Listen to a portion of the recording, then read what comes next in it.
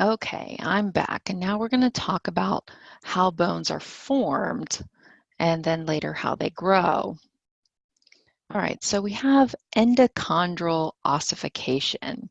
In development, initially the embryo is formed of hyaline cartilage, the bony framework.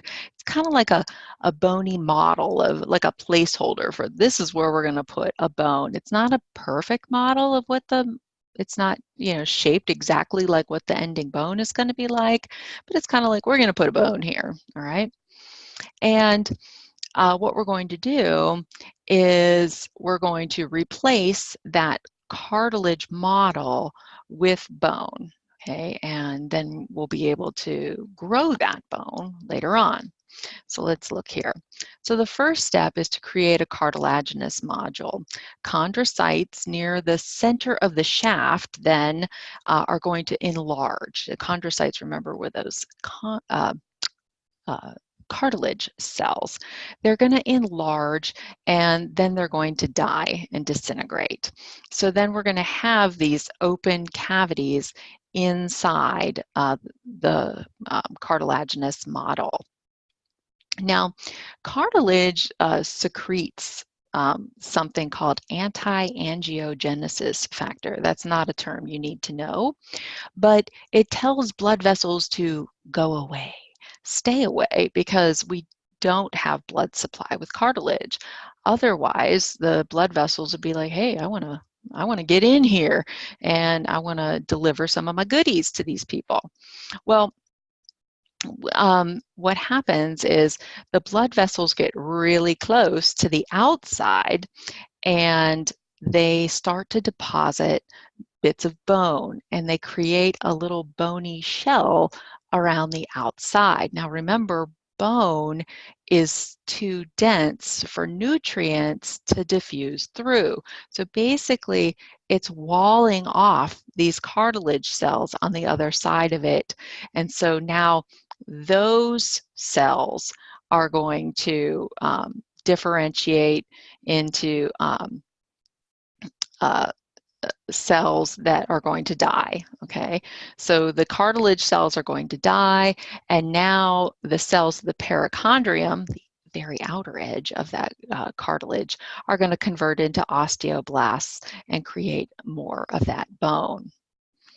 So once the hyaline cartilage cells are dead, they're not secreting anti-angiogenesis factor anymore, telling the blood vessels to go away, so it comes on in, it penetrates in and comes into the center of the model and where those spaces were from the chondrocytes that died earlier, and it's going to start laying down some new bone. And it really just kind of slaps it up there. It's not real organized. It's kind of spongy network. It's just all over the place. And that bone formation will start to spread towards the end of the shaft.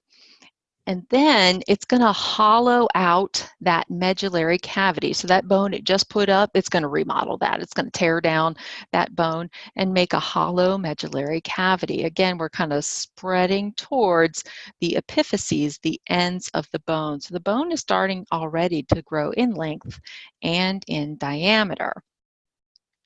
And then at some point, the blood vessels, new blood vessels, are going to penetrate into the ends of the bone, into the epiphyses, and kind of do the same thing. It's going to create a central ossification center. And we call these secondary ossification centers because these come about second. The primary ossification center is in the diaphysis, in the shaft of the bone. And now we're going to hollow out a space in the ends of the bone. Now it's not going to hollow it completely out because actually these are going to be full of spongy bone anyway, but it does kind of quickly slap some bone up there. It's going to remodel it into a more organized network of spongy bone eventually. Now it's not going to completely do that. It's going to radiate out towards the ends, towards the sides, and it's going to leave a thin line of cartilage called the articular cartilage. And this is going to be the end of the bone that's going to make the joint with the next bone. And then on the other side, on the towards the diaphysis, it's going to leave a pad of cartilage in an area called the metaphysis, middle, in between, okay? And it's going to leave this pad of cartilage called the epiphyseal cartilage, okay? And we call this the epiphyseal plate of cartilage. Now, this will remain for a long time because this is how the bone is going to grow in length, okay? Now, the chondrocytes are actively going to produce more cartilage on the epiphysis side, so on the ends. So it's stacking more cartilage, and then the osteoblasts on the shaft side, on the diaphysis side, is replacing that cartilage as we stack more, okay? So the bone is going to grow in length, and we're going to maintain that epiphyseal plate, okay? And as long as we have this epiphyseal plate and we have cartilage being added on top, bone being added at the bottom, this bone will continue to grow in length. Now, here we can put these all together, okay? And now you can see that that epiphyseal plate in adolescence, with the introduction of sex hormones and increased growth hormone, what happens is the rate of adding more cartilage stays about the same, but the rate of replacing with bone increases.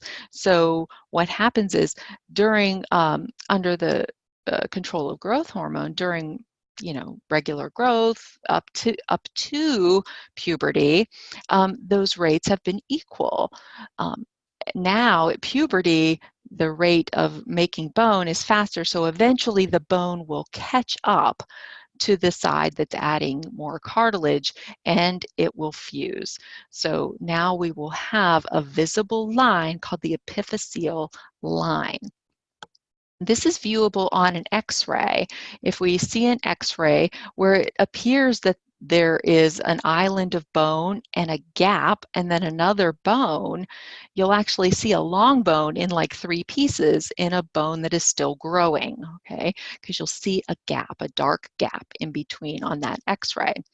In a bone that is done growing, you can make out a faint line here, and that shows that the gap has been closed and this bone is completed growing. It can no longer grow in length. All right, we will move on to the next topic.